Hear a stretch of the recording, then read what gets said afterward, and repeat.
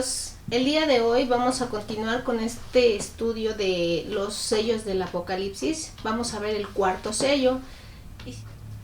Y sin más preámbulo, voy a leer la Biblia en el libro de Apocalipsis, capítulo 6, versos 7 y 8, y dice así: Cuando abrió el cuarto sello, oí la voz del cuarto ser viviente, que decía: ven y mira. Miré, y he aquí un caballo amarillo, y el que lo montaba tenía por nombre Muerte, y el Hades le seguía. Y le fue dada potestad sobre la cuarta parte de la tierra, para matar con espada, con hambre, con mortandad y con las fieras de la tierra. Vamos a ver un poquito de qué se trata, porque aquí habla de muerte, pero pues hemos visto que ha habido muerte todo el tiempo, ¿no? Y habla sobre una cuarta parte de la tierra. Pero ¿a qué se refiere toda esta muerte? ¿De qué se trata? Vamos a empezar por ver que este sello es un juicio a raíz de toda la contaminación que hemos visto que se ha dado en los anteriores sellos, en el caballo rojo, el caballo negro, etcétera. Entonces, vamos a ver por qué les estoy diciendo que es un juicio. Para esto me voy a apoyar en el pasaje bíblico que está en Ezequiel, capítulo 5, y aquí está hablándole al pueblo de Israel y les está diciendo lo que han hecho. Pero vámonos, primero me voy a saltar hasta el verso 12, que es cuando ya está lanzando un juicio a esta nación y dice: una tercera parte de ti morirá de peste y será consumida de hambre en medio de ti. Una tercera parte caerá a espada alrededor de ti, y otra tercera parte esparciré a todos los vientos, y tras ellos desenvainaré espada. Dice: se consumará mi furor, saciaré en ellos mi enojo y tomaré satisfacción. Entonces sabrán que yo, Jehová, he hablado en mi celo, cuando consuma en ellos mi enojo. Entonces, aquí claramente nos muestra 4 juicios, y son juicios, pero ya de la ira de Dios contra la humanidad. Pero vamos a ver un poquito por qué fueron estos juicios que lanzó primero a esta nación de Israel. Dice: ella cambió mis decretos y mis ordenanzas en impiedad, más que las naciones y más que las tierras de su alrededor. Ustedes pueden leer tranquilamente todo el versículo 5, todo el capítulo 5 de Ezequiel, y van a poder, de hecho desde antes, desde el 4, porque ahí le está hablando al profeta, y van a poder ver toda la historia. Y esto es para que ustedes tengan el contexto completo de esta parte. Aquí está hablando de juicios que fueron decretados hacia la nación de Israel, pero coinciden con estos 4 juicios que habla en Apocalipsis. Recordemos que era para matar con espada, hambre, mortandad y con las fieras de la tierra. Entonces, en el verso 11, por tanto vivo yo, dice Jehová el Señor, ciertamente por haber profanado mi santuario con todas tus abominaciones, te quebrantaré yo también. Mi ojo no perdonará, ni tendré misericordia. Aquí podemos ver claramente un motivo, una razón por la cual estos juicios son enviados. Y vemos que son por haber contaminado su santuario. En los anteriores sellos, si recuerdan, hemos estudiado un poco de cómo se fue dando esta contaminación y que está descrita por los anteriores caballos del Apocalipsis, como la palabra del Evangelio de Jesucristo empezó a ser motivo de negocio. Vemos cómo empezó además los servidores del santuario, del templo, empezaron a servirse de la gente, poniendo como pretexto o respaldándose en la palabra de Dios y en Dios, incluso poniéndose en lugar de Dios, haciéndose llamar padres, Y también vimos cómo esta iglesia, que ya estaba tan contaminada, empezó a matar a los siervos del Señor, y hemos visto el desarrollo, la contaminación. Entonces aquí ya estamos en un punto en el que ya hay un juicio por toda esta contaminación. Y el juicio, recordemos que siempre empieza por casa. Dios juzga primeramente a los suyos, aquellos que dicen conocerle, aquellos que dicen amarlo, aquellos que dicen ser su pueblo, es a los primeros que va a juzgar. Entonces tenemos que tener cuidado con lo que decimos, con lo que hacemos, y sobre todo no actuar con maldad, utilizando a Dios para nuestro propio beneficio. Voy a leer aquí en Jeremías, en el capítulo 15, del 1 en adelante, dice: Entonces Jehová me dijo: Aunque Moisés y Samuel se pusieran delante de mí, no estaría mi voluntad con este pueblo. Échalos de mi presencia y que salgan. Y si te preguntan, ¿a dónde saldremos?, les dirás que así ha dicho Jehová. El que a muerte, a muerte. El que a espada, a espada. El que a hambre, a hambre. El que a cautiverio, a cautiverio. Vemos que son nuevamente 4 juicios. Aquí el contexto es que la nación de Israel volvió a pecar contra el Señor, y entonces vino un juicio de parte de Dios a ellos. Y aquí adelante en el verso 3 dice: y enviaré sobre ellos 4 géneros de castigo. Aquí nos está hablando más específicamente. Dice Jehová: espada para matar, perros para despedazar, y aves del cielo y bestias de la tierra para devorar y destruir. Los entregaré para terror a todos los reinos de la tierra, a causa de Manasés, hijo de Ezequías, rey de Judá, por lo que hizo en Jerusalén. Aquí tendríamos, si ustedes quieren conocer la historia, leer todo lo que hizo Manasés, hijo de Ezequías, para que ustedes vean el por qué vino este juicio. Pero lo importante aquí es resaltar cuáles son estos 4 juicios: muerte, espada, hambre, cautiverio. Pero entonces vamos a ver de qué muerte está hablando. La muerte es un enemigo de Dios. Y aquí en el libro de Apocalipsis, en el verso 8 del capítulo 6, dice que el caballo amarillo lo montaba, el que lo montaba tenía por nombre Muerte, y el Hades le seguía. Entonces está hablando de estos 2 personajes, de la muerte y del Hades. La Biblia habla de 2 tipos de muerte, ya lo habíamos visto también en otros videos: la muerte física, que acontece a todos, y la muerte eterna. Y es a esta muerte a la que se está refiriendo cuando habla de que la muerte y el Hades le seguían. Entonces, en Oseas, en el capítulo 13, verso 14, dice así: de manos del Seol los redimiré y los libraré de la muerte. Muerte, yo seré tu muerte, yo seré tu destrucción, Seol. El Seol es el Hades también. Dice: la compasión se ocultará de mi vista.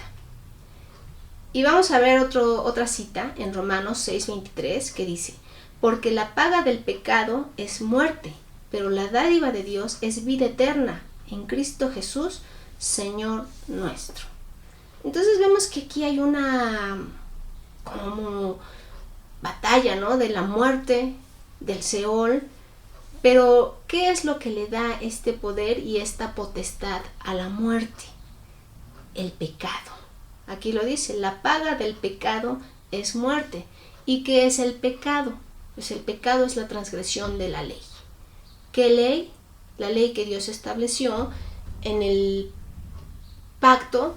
La primera ley fue la que estableció con el pueblo de Israel en el primer pacto, que es la que todos de alguna manera hemos conocido, que son los mandamientos, pero es una ley muy extensa. Nosotros nada más conocemos los 10 mandamientos y eso medio mal, pero hay muchísimos mandamientos sobre muchas cosas. Ahí podemos entender también muchas cosas de el propósito de Dios. Pero vamos a enfocarnos en esto. La muerte viene a raíz del pecado, y el pecado es la transgresión de la ley. Vamos a ver otra cita. En Santiago 1:15 dice: entonces la pasión, después que ha concebido, da a luz el pecado, y el pecado, siendo consumado, da a luz la muerte. Vemos que hay un proceso, pero antes de que venga la muerte, tiene que haber pecado. Entonces, ¿para quiénes son estos juicios? ¿A quién está enviado este caballo amarillo con estos juicios de hambre, de mortandad, de espada, de las fieras de la tierra? Pues a todo aquel que practique el pecado, ¿no? Y entonces ahí viene así como una polémica, ¿no? Entonces, ¿qué estás diciendo? Que todos los que se mueren pues son pecadores. Si alguien tuvo un accidente y se murió, es porque era pecador. No estoy hablando en ese contexto. Estoy hablando de la muerte eterna, no de la muerte física. Además, si alguno se considera libre de pecado, pues yo creo que tendría que analizar más su condición y su conducta, porque si algo a mí me queda claro es que todos somos merecedores de estos juicios, todos somos merecedores de muerte, porque a veces cuando reclamamos, ¿y por qué Dios manda esto? ¿Y por qué Dios hace esto? Entonces es como si nosotros dijéramos, bueno, yo soy bueno, yo soy justo, he actuado rectamente, no merezco esto, ¿por qué Dios me manda algo que yo no merezco?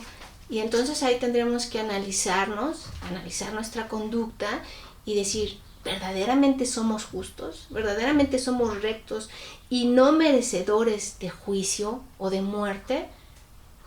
Porque es fácil reclamar, pero realmente Dios ha sido muy misericordioso porque no nos ha pagado conforme a lo que merecemos. De hecho, ha tenido misericordia de nosotros. En muchos casos nos ha perdonado y nos ha dado otra oportunidad, porque simplemente somos seres humanos y estamos propensos al error todo el tiempo. A veces, como dice el apóstol Pablo en la epístola a los Romanos, dice en el capítulo 7, en el verso 11, voy a leer desde ahí, dice: porque el pecado, tomando ocasión por el mandamiento, me engañó y por él me mató.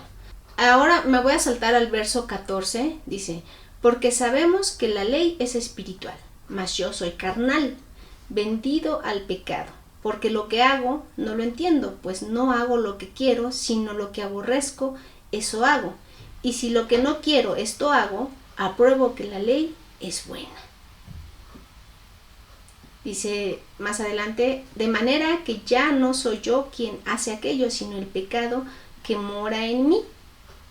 Y yo sé que en mí, esto es, en mi carne, no mora el bien, porque el querer el bien está en mí, pero no el hacerlo. Porque no hago el bien que quiero, sino el mal que no quiero, eso hago. Y si hago lo que no quiero, ya no lo hago yo, sino el pecado que mora en mí. Así que queriendo yo hacer el bien, hallo esta ley, que el mal está en mí. Porque según el hombre interior, me deleito en la ley de Dios. Aquí es, esta parte es un fragmento para que ustedes lo analicen con mucha calma. Léanlo todo completo, Romanos capítulo 7. Voy a resumir un poquito todo esto que está diciendo aquí. Lo que está tratando de expresar aquí el apóstol Pablo es que nosotros por naturaleza tenemos una tendencia al pecado. O sea, nuestra carne va a desear las cosas naturales. O sea, por naturaleza nosotros tenemos la tendencia de codiciar aquello que vemos, aunque no nos pertenezca. cosas tan naturales, ¿no? Por ejemplo, desde niños que queremos el juguete del otro niño y pues el otro niño lo tiene, pero yo lo quiero porque me gusta. Lo que está diciendo aquí es que el pecado es natural para nosotros en la carne. Nosotros entendemos qué es pecado porque la ley nos dice, esto es pecado, codiciar es pecado. Entonces ahí es cuando nosotros sabemos que es pecado.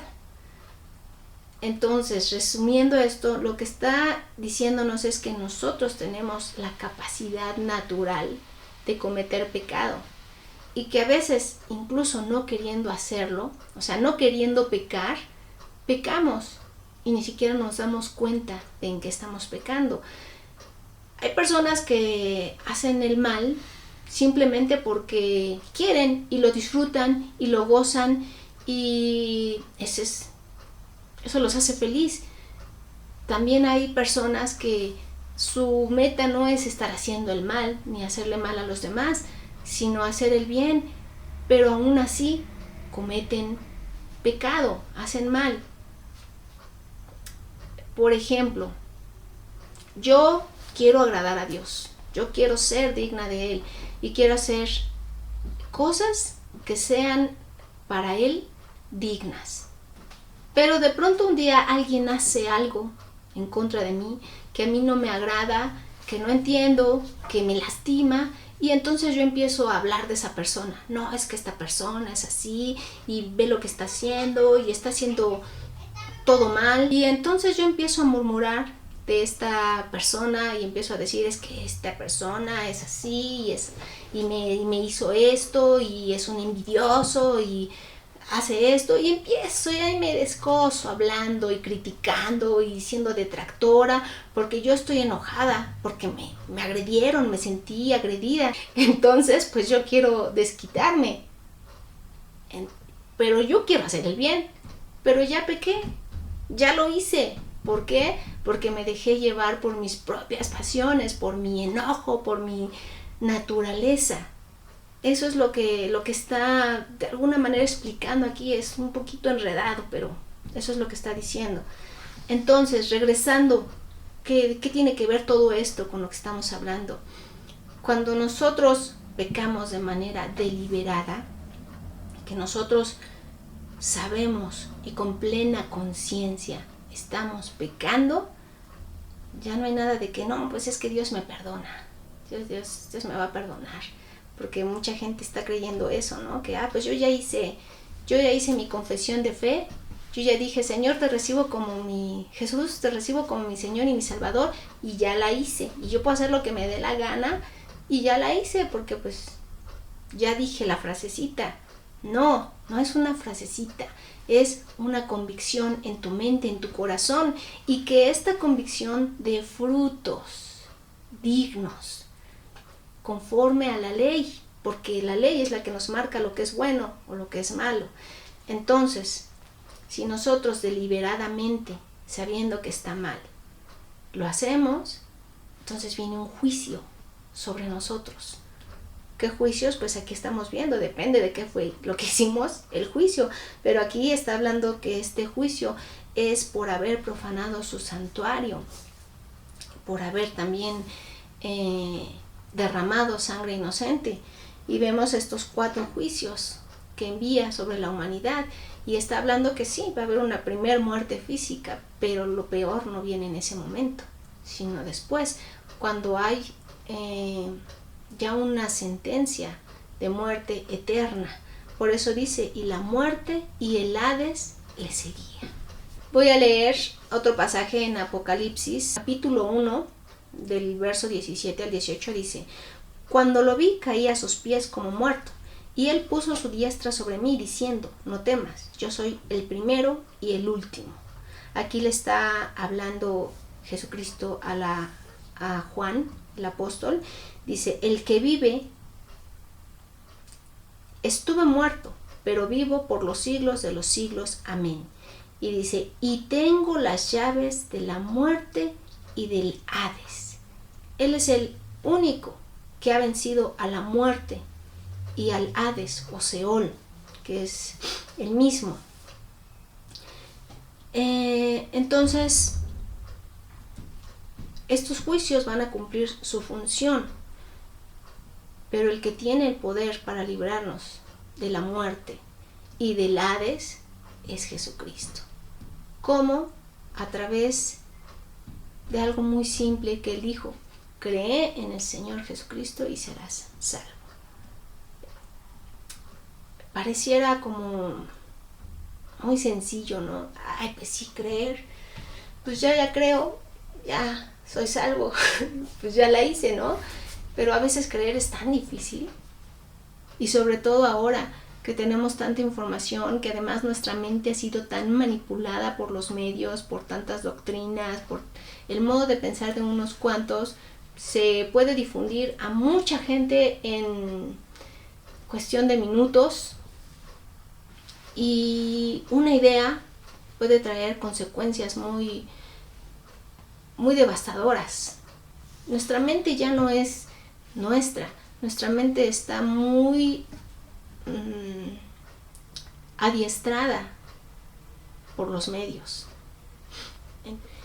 y eso nos dificulta la tarea sencilla de creer. Pero ahí es complejo, porque a veces creemos un montón de cosas, ¿no? Creemos en los ovnis, creemos en apariciones, o a veces somos demasiado crédulos y a veces somos demasiado incrédulos. Entonces, no es tan sencillo, ¿verdad? Resulta que esa pequeña cláusula no es tan sencilla. Creer en Dios, en el autor y consumador de nuestra fe, en Jesucristo. Y eso lo complica todo. Pues no somos buenos, eso sí nos queda claro. Pero si tú tienes en tu corazón el deseo de servir genuinamente a Dios, si tú detectas que algo está mal, pues deja de hacerlo, porque a veces los seres humanos nos llenan de condiciones. No esto es pecado, esto es pecado, esto es pecado, y hasta cosas que ni son pecado. No, si no lavas los trastes es pecado, ¿no? Y cosas que ni siquiera son pecado, son pecado. Ya todo es pecado. Tenemos que tener un equilibrio, tenemos que entender qué es el pecado. Para eso tenemos que conocer la ley. Y es más, el mismo Jesucristo nos lo dijo, ¿no? Amarás a tu prójimo como a ti mismo. En esto se centra toda la ley y los profetas. Si nosotros estudiamos la ley, todas las leyes giran en torno a eso, al respeto, al amor al prójimo. No es tan complicado como parece. Y podemos hablar mucho sobre el Hades, sobre la muerte. Es un tema muy extenso, es muy grande, pero no es el tema central en este momento. Voy a solo extender un poco esta parte, leyendo otro pasaje que está en Apocalipsis 20, a partir del verso 11, dice: vi un gran trono blanco y al que estaba sentado sobre él, de cuya presencia huyeron la tierra y el cielo, ningún lugar fue hallado para ellos. Vi también a los muertos, grandes y pequeños, que estaban de pie delante del trono, y los libros fueron abiertos, y otro libro fue abierto, que es el libro de la vida.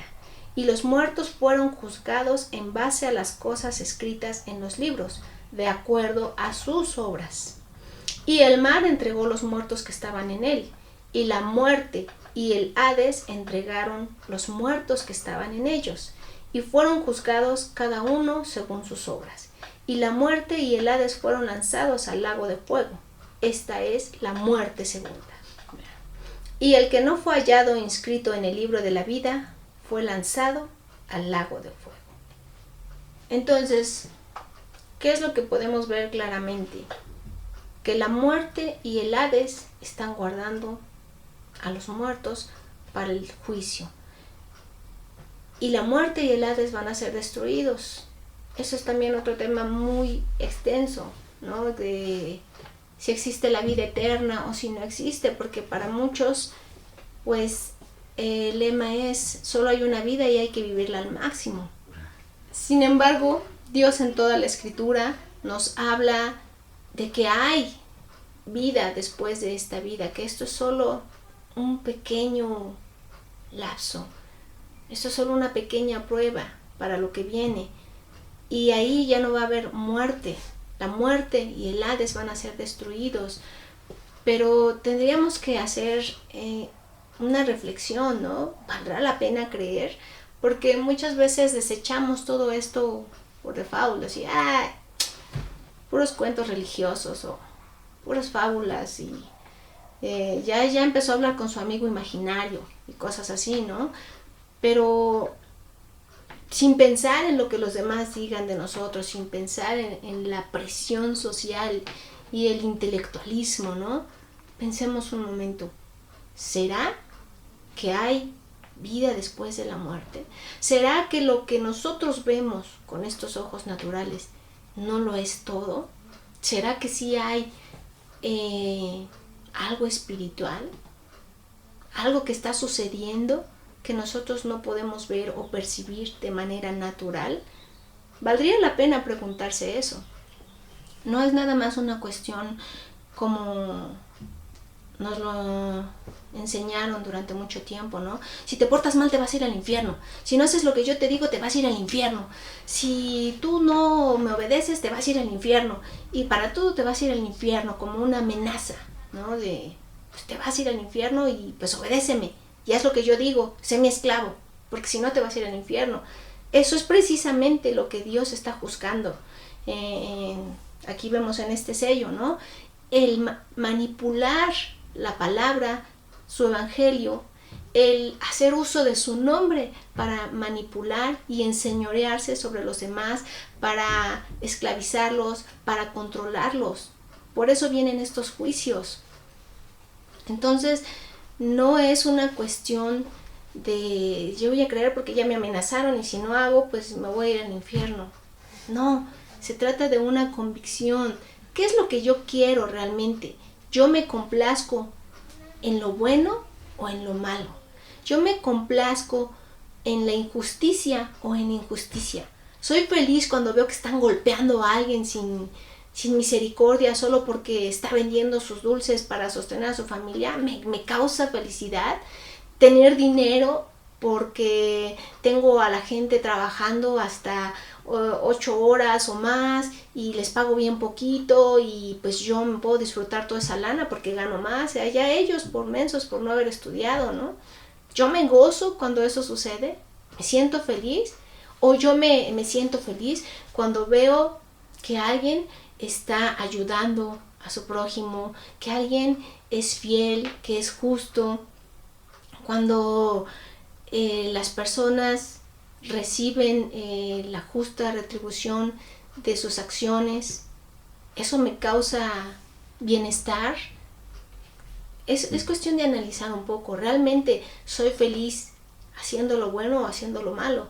Si tú eres feliz haciendo lo malo, ni escuches esto. No tiene ningún sentido. Tú ya elegiste tu camino. Pero si tú no te gozas en la injusticia, en el sufrimiento de los demás, entonces valdría la pena que hagas un poquito de conciencia. ¿Será que es real esto? O sea, no es un cuento de manipulación Dios. Dios va más allá de eso, y de hecho Dios está en contra de que se manipule su nombre, de que a través de su nombre se cometa tanta injusticia, tantos asesinatos, tanto robo. Eso no es Dios, eso no son las obras de Dios. Necesitamos enfocarnos realmente en quién es Él, buscarlo a Él directamente, porque de otra manera vamos a seguir totalmente ciegos, porque además tenemos tantas oportunidades de estar ciegos con tanta información que es difícil encontrar el camino de regreso.